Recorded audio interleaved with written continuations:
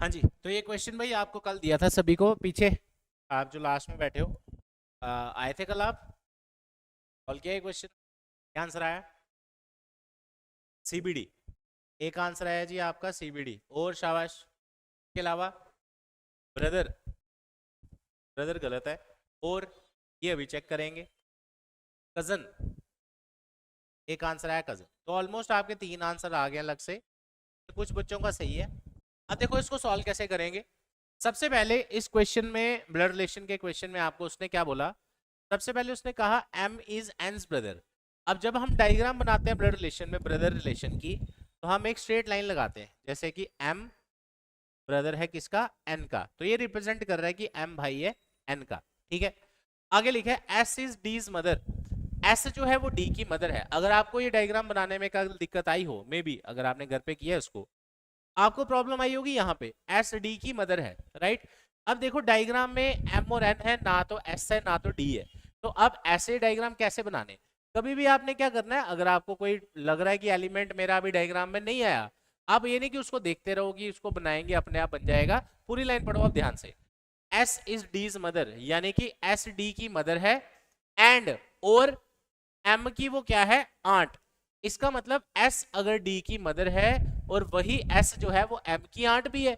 अब एम तो मेरे पास है, इसका मतलब एम की पहले हमें आंट बनानी है। तो मैं अगर आपसे पूछूं आंट, आपके आंट कौन होते हैं? मान लो आप एम हो, आपके आंट कौन होंगे?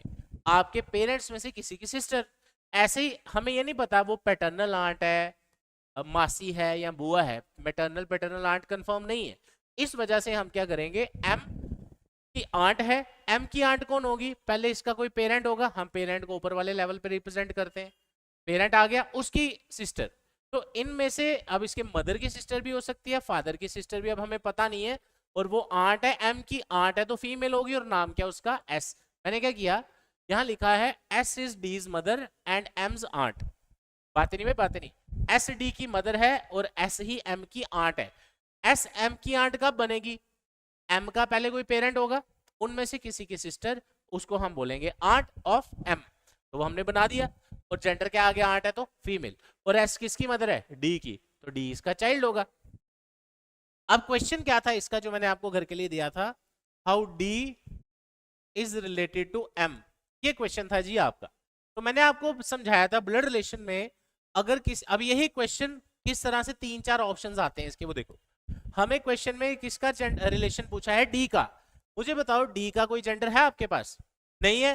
तो जब भी जेंडर नहीं है हमारे पास ऑप्शन क्या होता है? सीबीडी। अब कई बार वो सीबीडी ऑप्शन में नहीं देगा, फिर हमें क्या करना है?